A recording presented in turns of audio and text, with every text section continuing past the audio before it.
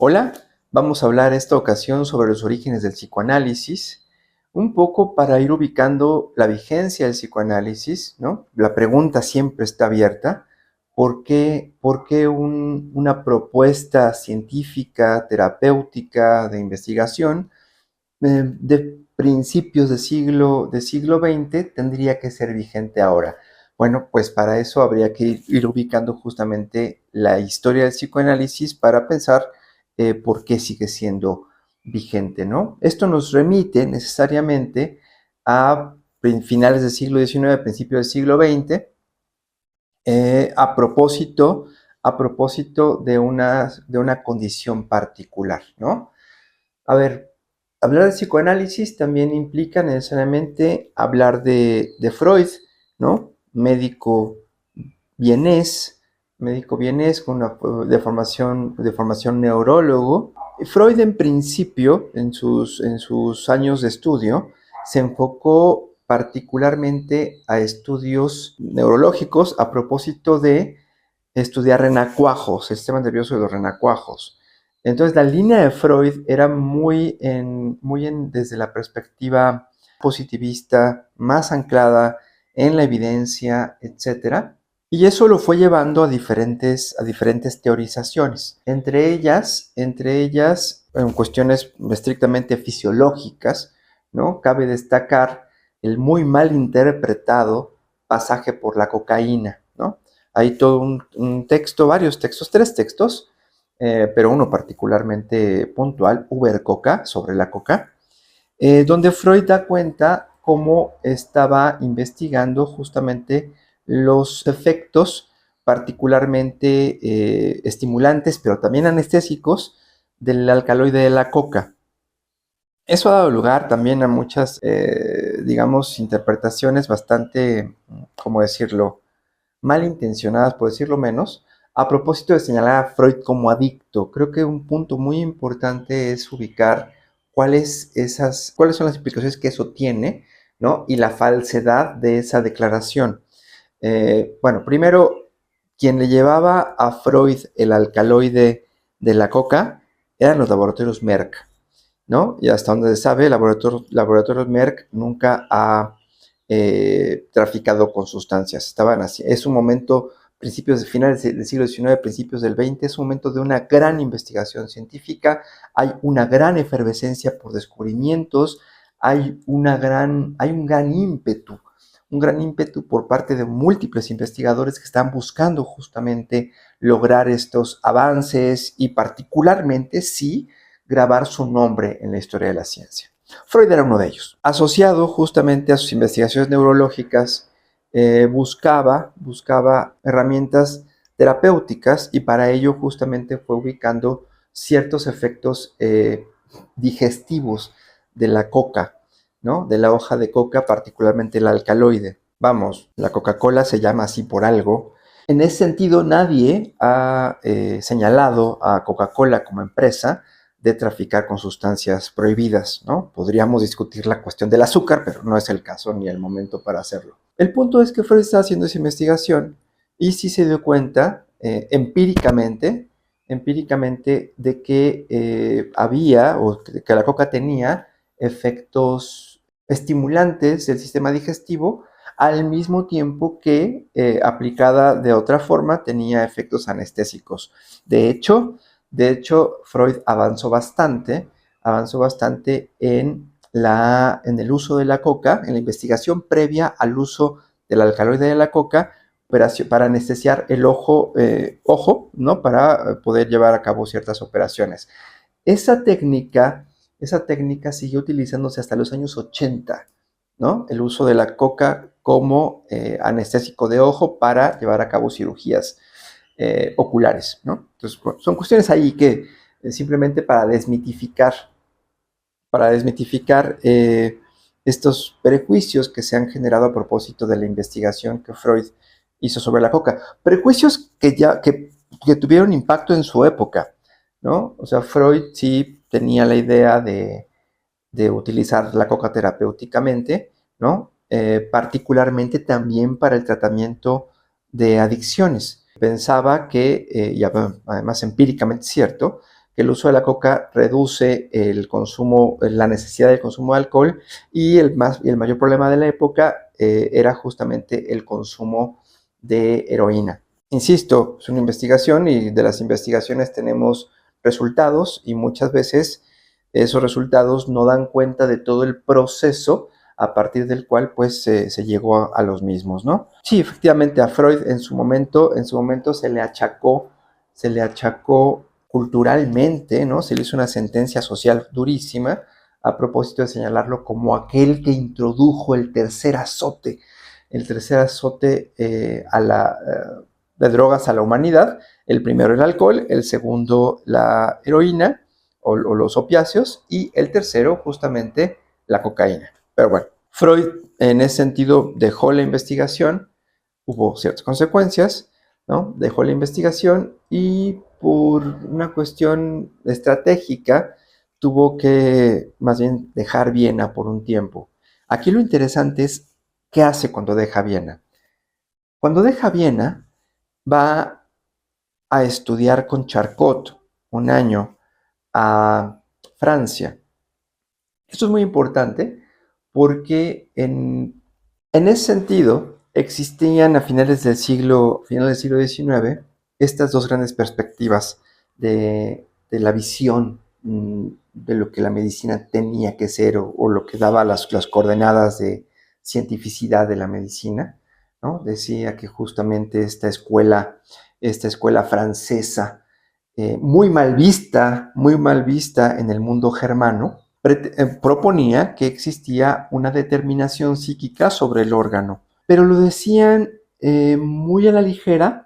No había una investigación contundente que lo pudiera, para poderlo afirmar en un sentido estricto. Y por otra parte estaba la escuela germana, con Viena a la cabeza, y justamente los vieneses, los germanos, particularmente vieneses, planteaban que es imposible que exista una manifestación patológica, ¿no? Una afección patológica que no tenga una etiología orgánica, o sea, que no tenga un origen en algún mal funcionamiento, ya sea químico o anatómico, de un órgano corporal, ¿no?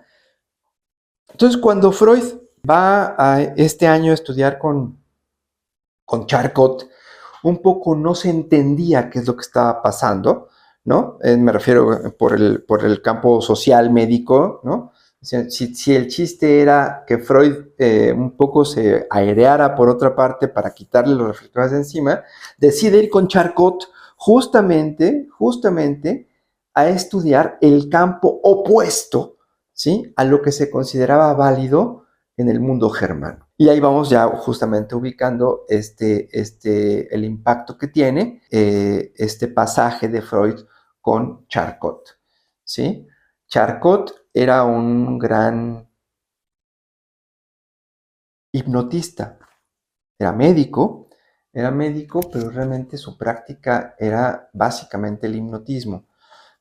Pero era un hipnotismo demostrativo, no era un hipnotismo terapéutico, que eso es bien importante. Desde esta perspectiva, lo que hacía Charcot eran demostraciones clínicas, ¿sí? Cuestiones muy espectaculares, realmente. O sea, Charcot era un showman, muy espectacular lo que hacía. Por ejemplo, tenía dos enfermos, trabajaba, por supuesto, en un ámbito manicomial, ¿no? Sí, manicomio tal cual.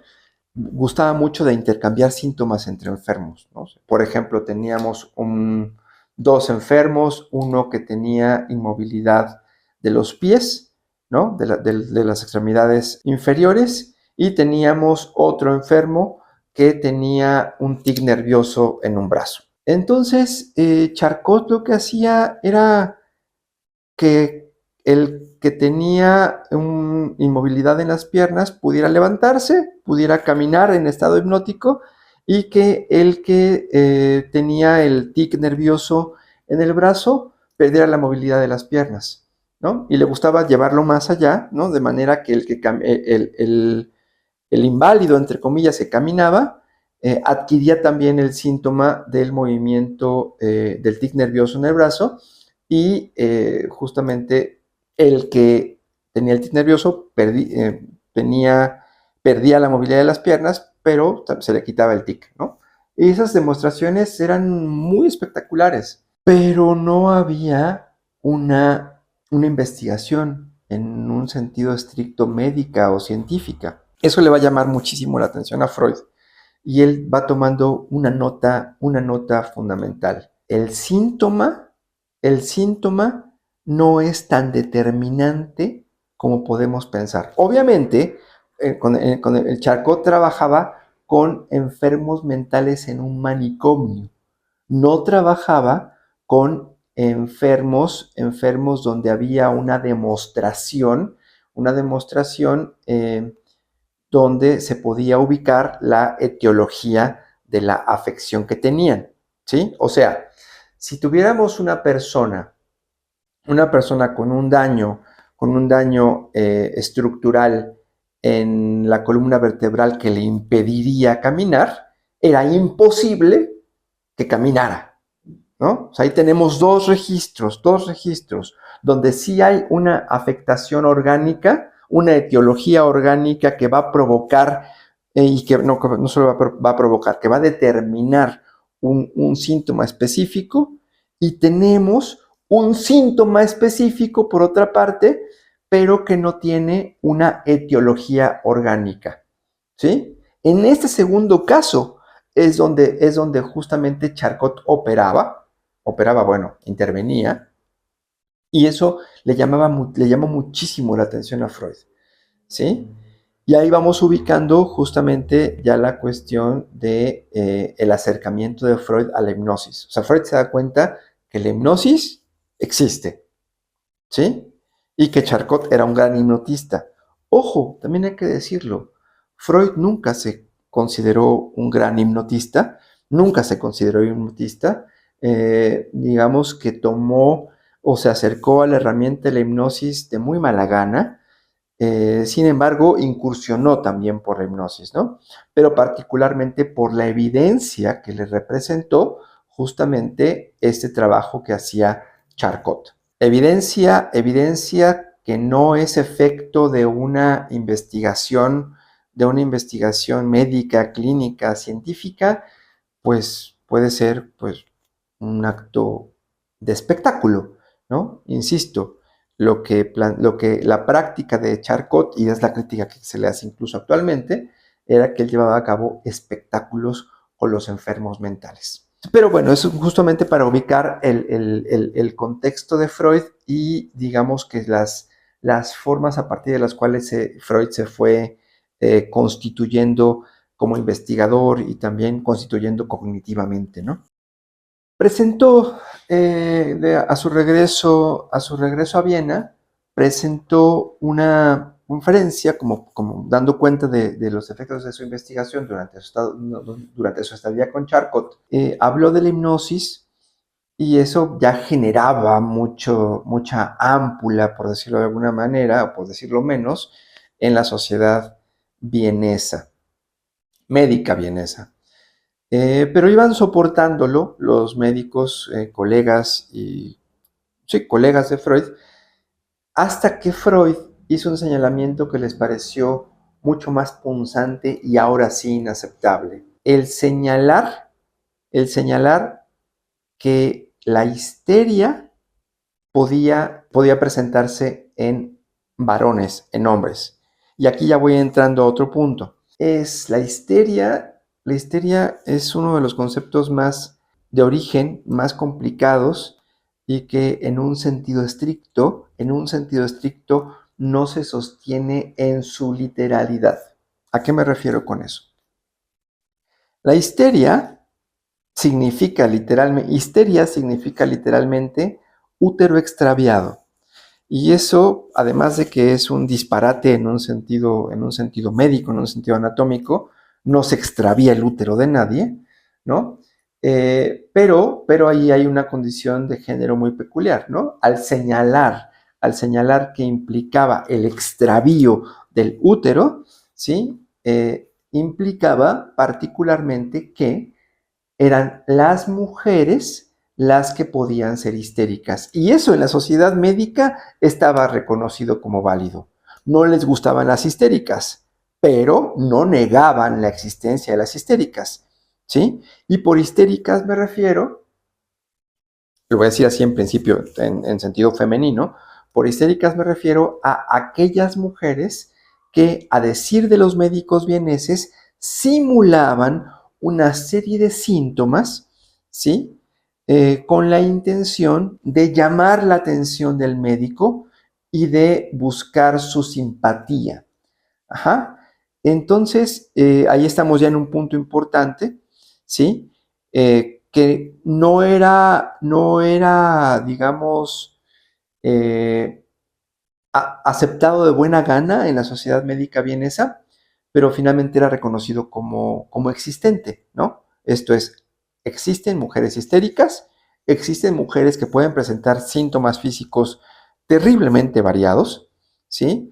Inmovilidad de alguna extremidad, tics nerviosos, pérdida de la voz, pérdida de la vista, sordera, o sea, síntomas que podríamos ubicar o que podemos pensar como muy graves, ¿sí? Pero que a propósito de una minuciosa anamnesis, ¿no? De una minuciosa investigación médica, se tenía la certeza de que no existía un daño orgánico que estuviera provocando ese síntoma. Esto es, se tienen unas cuerdas vocales y un órgano lingual completamente sano, pero la persona pierde el habla. Entonces, bueno, eso en principio, era muy chocante para los médicos en el sentido que ponía un límite a su saber. Ya lo va a mencionar después, mucho después, Michel Foucault a propósito de este momento, ¿no? Y va a señalar que justamente la histérica ponía en falta al médico con relación a su saber. Habría que ubicar que a principios del finales del siglo XIX, principios del siglo XX, una de las figuras, una de las figuras socialmente más reconocidas, ¿no? Con mayor prestigio, era justamente el médico, ¿sí? Entonces, el médico era considerado un sabio, realmente un sabio, y la histérica tenía la desfachatez de poner en tela de juicio el saber del médico. Y eso implicaba un gran rechazo de los médicos y las eran señaladas como simuladoras, ¿no? Simuladoras a las que no tenía que dárseles atención, ¿no? Por otra parte, esta cuestión del útero extraviado hace referencia directa a la feminidad, ¿sí? Hace referencia directa a la feminidad y a la sexualidad femenina, que también la sexualidad femenina no va sola, finalmente, ¿no? A Freud le resultaba muy hipócrita, por ejemplo, cómo los médicos y la sociedad vienesa en general tenían un gran rechazo por sus teorías sexuales, particularmente en lo que hace a la sexualidad en la etiología de la neurosis o de la histeria particularmente. Vamos a esto que ahí hay un punto bien importante. Cuando los médicos entre pasillos decían que la histeria se cura con penis normalis dosis repetatum, ¿sí? Que la histeria se cura con dosis repetidas de pene al día. Entre pasillos, los médicos reconocían que había algo del orden de la sexualidad que afectaba o que generaba una mejoría en el campo, en el ámbito de la histeria. Esto es, de estos síntomas misteriosos que se presentaban. Pero nadie lo podía decir en un sentido abierto, en un sentido científico. Sin embargo, los médicos era lo que decían entre pasillos, claro, como lo decían en latín, no se sentían aludidos. Digamos que había una condición allí muy de rechazo a la histeria ya pensada con un anclaje en lo femenino en las mujeres. Esto es, no me gusta, pero reconozco que existen mujeres histéricas. Cuando Freud regresa de Francia y dice, señores, la histeria también es masculina, ese momento de esa conferencia representó un escándalo. Está esa escena épica en la película de Houston, Secretos del Alma, ¿no? Todos los médicos tomaron un artefacto de metal y comenzaron a pegar en la madera de los escritorios, de manera que se hizo un escándalo generalizado, ¿sí? Y la voz de Freud quedó completamente sofocada por el ruido y por el rechazo social de los médicos en ese sentido, que iban soportando muy bien la cuestión de la hipnosis, iban soportando muy bien la cuestión de la histeria, ¿sí? Porque hasta ahí Freud no había dicho nada nuevo, nada que estuviera, nada nuevo que no se supiera entre pasillos, pero nada nuevo, pero sí nuevo en términos de que no estaba sistematizado un estudio con respecto a ello. Freud estaba ya sistematizando un estudio con respecto a ello.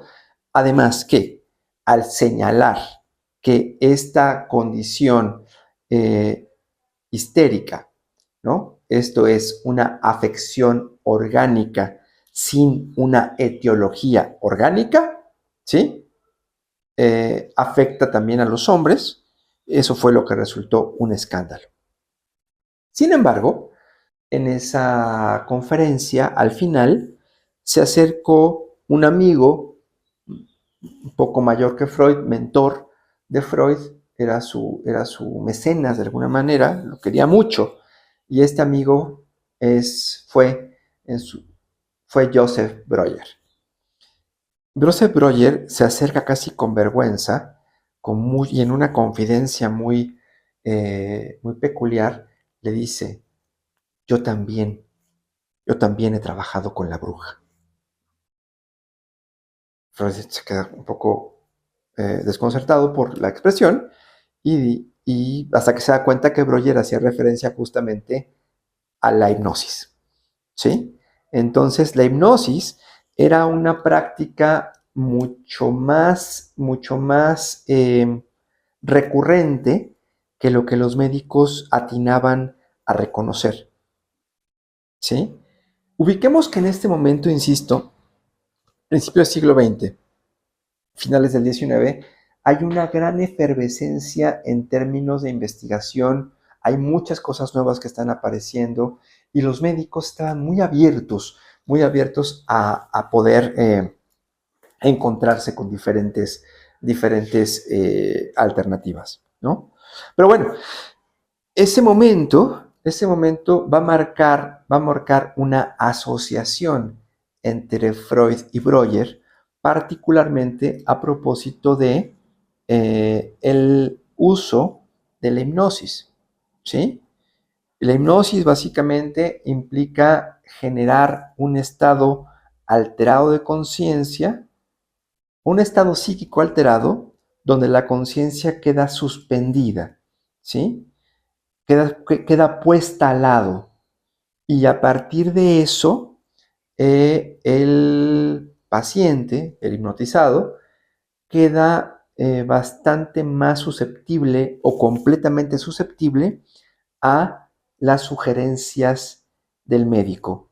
Entonces no podemos desasociar la cuestión de la hipnosis y de la sugestión, ¿sí? La hipnosis va a generar un estado anímico alterado, ¿sí? Donde la conciencia queda puesta de lado o queda en suspenso, de manera que es el juicio del médico el que va a operar sobre el psiquismo del paciente. En ese sentido, las indicaciones y sugerencias que el médico hace o el hipnotista hace son ubicadas como imperativos de primer orden, ¿sí? Entonces, Breuer y Freud, particularmente a propósito del caso clásico, ¿no? El trabajo con Anna O, en principio paciente de Breuer, comienza a generar importantes dividendos terapéuticos, ¿no? O sea, comienza a partir del uso de la implementación de la hipnosis, comienza a presentar grandes mejorías, aunque, aunque temporales, ¿no? La sintomatología de Ana O era bastante peculiar, ¿no? Tenía momentos o largos periodos de mutismo, tenía periodos en los que no podía tomar agua. A mí el síntoma que me parece más maravilloso de Anao es que dejó de poder hablar en su lengua natal, que era el alemán, y solamente podía hablar en inglés.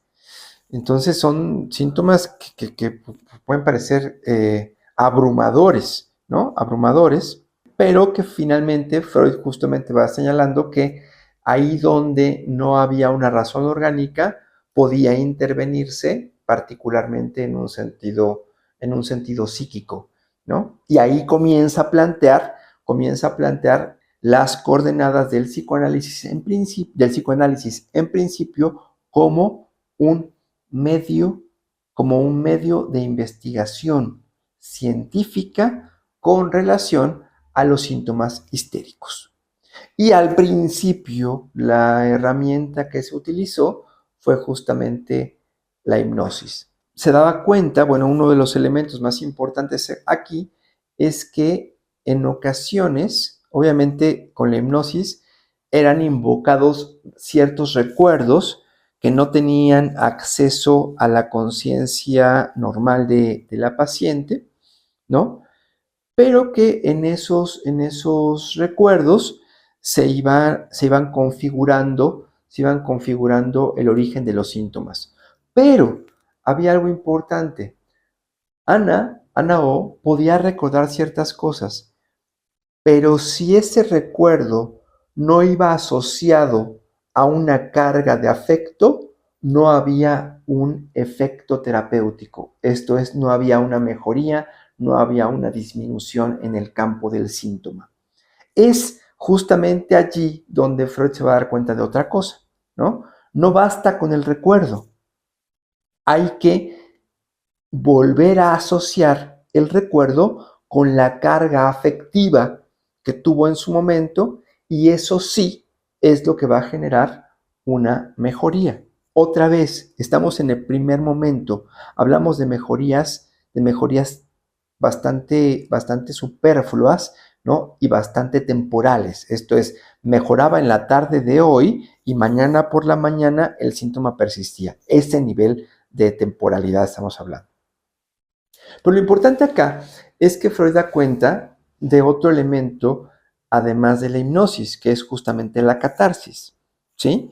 La catarsis tiene que ver justo con esta rehabilitación del afecto, ¿sí? Y esa rehabilitación del afecto es lo que va a permitir, ¿no? Va a permitir